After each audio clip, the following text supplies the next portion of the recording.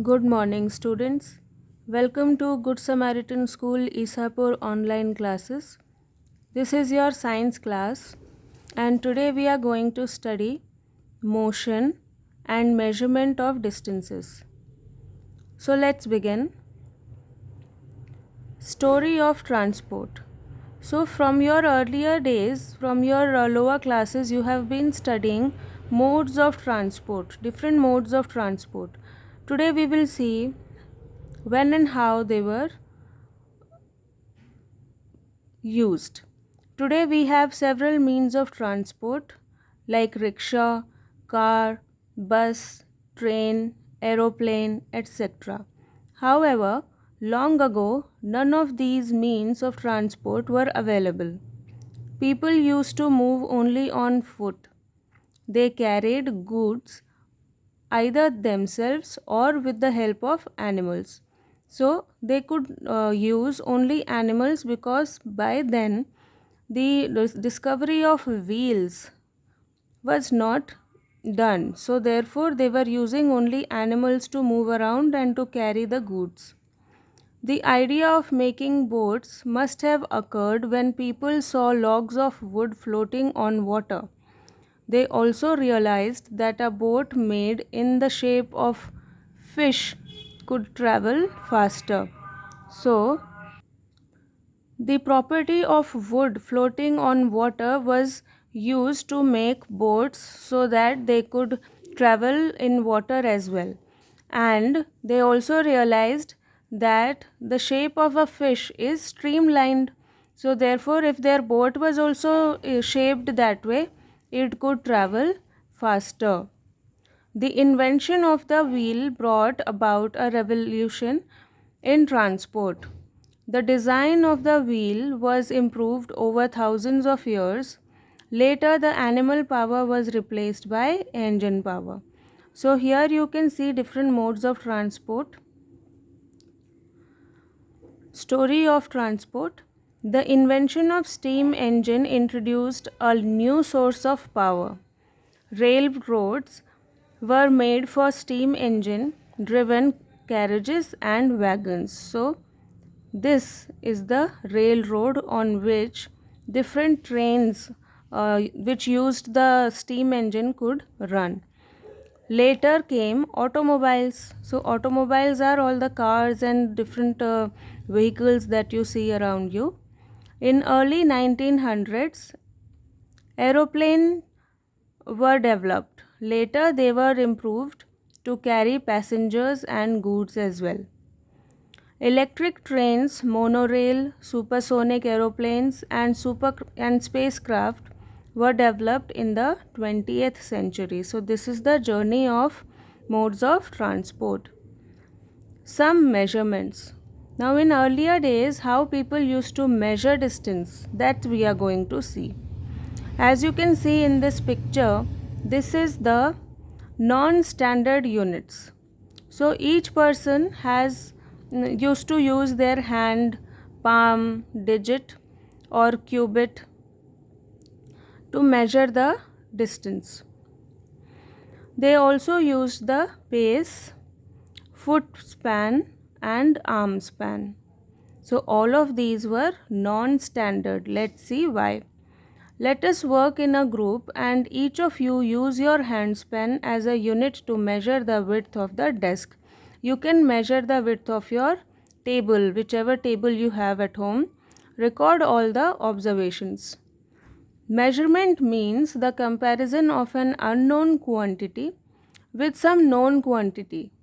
This fixed quantity is called a unit. So, unit is the one which is the known quantity, जिसको हम जानते हैं कि वो कितना लंबा या कितनी दूरी को वो नाप सकता है.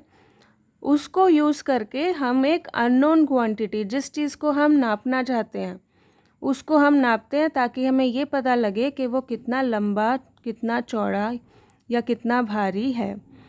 Okay students, are all the measurements done either by handspan और foot equal? So if you use your hand and if your father uses his handspan to measure something, both will come up with the different answer because the size of the hand is different, right? So, everyone's body parts could be of slightly different sizes. This must have caused confusion in measurement. The system of units now used is known as the International System of Units, means this is the SI unit. Now, because the body parts were not of the standard size, someone is big, some is small, so some are small, therefore we could not use it as a standardized system of unit. Therefore, a new system was discovered and used. We see that the measurement done by handspan or foot might vary. It will be different from one person to another. Therefore, some standard units of measurement are needed which do not change from person to person. In ancient India, small length measurements were done by finger and fist as well. So this was also a non-standard way. In 1790, the French created a standard unit of measurement called the metric system. The system of units now used are known as the International System of Units. So here you can see some physical quantities, the name of the unit used and its abbreviation.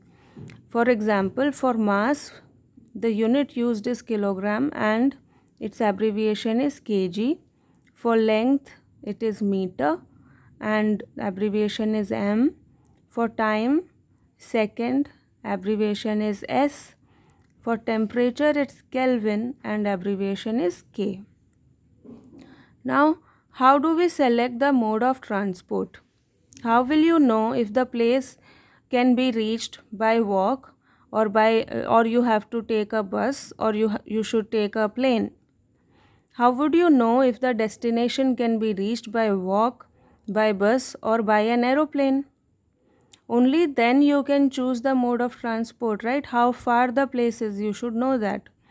This question concerns the distance between two places. Measuring units are used according to the convenience. So whichever is easier, that measuring unit is used. For example, meter. Each meter is divided into 100 equal divisions called centimeters. Each centimeter has 10 equal divisions called the millimeter. So this is your scale which you have in your geometry box.